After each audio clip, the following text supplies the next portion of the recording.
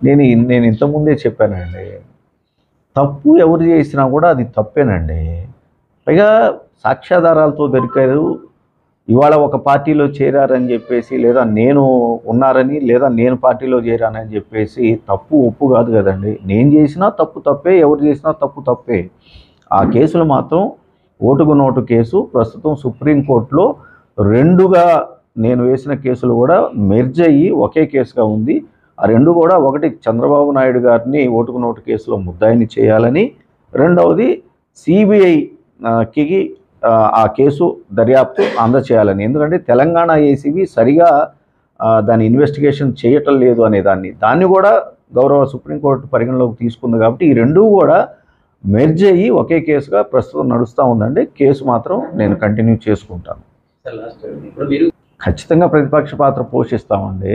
ఎక్కడైతే నేను వైఎస్ఆర్ కాంగ్రెస్ పార్టీలో నాకు మంగళగిరి ప్రజలు, ముఖ్యమంత్రి జగన్మోహన్ రెడ్డి గారు ఆ రోజున అవకాశం ఇచ్చారో, ఆ అవకాశం ఇవ్వటానికి ఏమేమి వాగ్దానాలు మేమైతే చేస్తున్నామో ఆ వాగ్దానాల అమలులో ఈ 4.5 సంవత్సరాల కాలంలో మేము ఎక్కడైతే విఫలం చెందామో, ఆ విఫలం చెందటానికి ఏమేమి కారణాలు ఉన్నాయో ఆ కారణాలని నేను ప్రజలకు తెలియజేస్తూ వాటిని చేయటానికి, అమలు చేయటానికి కానివ్వండి, లేదా ప్రజలకి పనిచేయటానికి కానీ అభివృద్ధిలో ఖచ్చితంగా నేను పనిచేస్తానండి. ప్రతిపక్ష పాత్ర నేను పోషిస్తాను. ప్రతిపక్ష పాత్ర అంటే ఫస్ట్ మీకు రైతుల సమస్యలు ఎక్కడైనా వాదన వినిపిస్తుంది కదా, మరి ఆ ఎజెండాతో ముందుకెళ్తారా మీరు? ఖచ్చితంగా అండి. ఎందుకంటే గౌరవ ముఖ్యమంత్రి జగన్మోహన్ రెడ్డి గారి దగ్గరికి మేము 3.5-4 సంవత్సరాల క్రితమే తాడేపల్లి, మంగళగిరి రూరల్ మండలాల్లో ఉన్నటువంటి గ్రామాల్లో ఆ రోజున ల్యాండ్ పూలింగ్ అనే దాన్ని తీసుకురావడం చంద్రబాబు నాయుడు గారు మనం చూసాం. 2014-19 మధ్య ల్యాండ్ పూలింగ్ వాలంటరీ అని చెప్పి కూడా ఆ వాలంటరీకి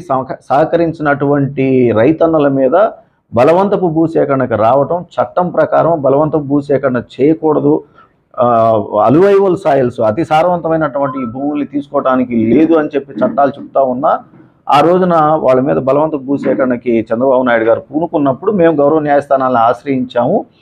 వాటి మీద రైతన్నలకే రిలీఫ్ దొరికింది. దాని మీద తర్వాత చంద్రబాబు నాయుడు గారు ఆ నోటిఫికేషన్ తీసివేయాల్సినటువంటి పరిస్థితి వచ్చినప్పుడు ఆయన పరిపాలన అయిపోవటము, ఆయన పరిపాలన అయిన తర్వాత నేను స్థానికంగా ఆ రోజున వైఎస్ఆర్ కాంగ్రెస్ పార్టీలో ఉన్నప్పుడు అక్కడ ఉన్నటువంటి రైతు సోదరుల్ని, నాయకుల్ని తీసుకొని ముఖ్యమంత్రి జగన్మోహన్ రెడ్డి గారి దగ్గరికి వెళ్ళినప్పుడు అక్కడున్న ఆ సమస్యని, బలవంత భూసేకరణ నోటిఫికేషన్ని తీసివేయాలి, పైగా చట్టం ప్రకారము ఆ బలవంత భూసేకరణ నోటిఫికేషన్ వ్యాలిడిటీ 1 సంవత్సరం మాత్రమే కాల పరిమితి, అది దాటిపోయింది, దాన్ని మళ్ళా ఒక నోటిఫికేషన్ కలెక్టర్ గుంటూరు వారు ఇవ్వాలి, గుంటూరు కలెక్టర్ గారితో ఒక నోటిఫికేషన్ ఇప్పించండి అని చెప్పి మేము అడిగాము. అది 3.5-4 సంవత్సరాల కాలం అయినా కూడా ఇవ్వకపోవడం అనేది బాధాకరమైనటువంటి విషయం. ఖచ్చితంగా మళ్ళీ ఆ బలవంత భూసేకరణ నోటిఫికేషన్ తీసేయమని చెప్పేసి మేము ప్రతిపక్షంలో ఉన్నప్పుడు నేను ఖచ్చితంగా మళ్ళీ కోరుకుంటాం ముఖ్యమంత్రి గారు. మీరు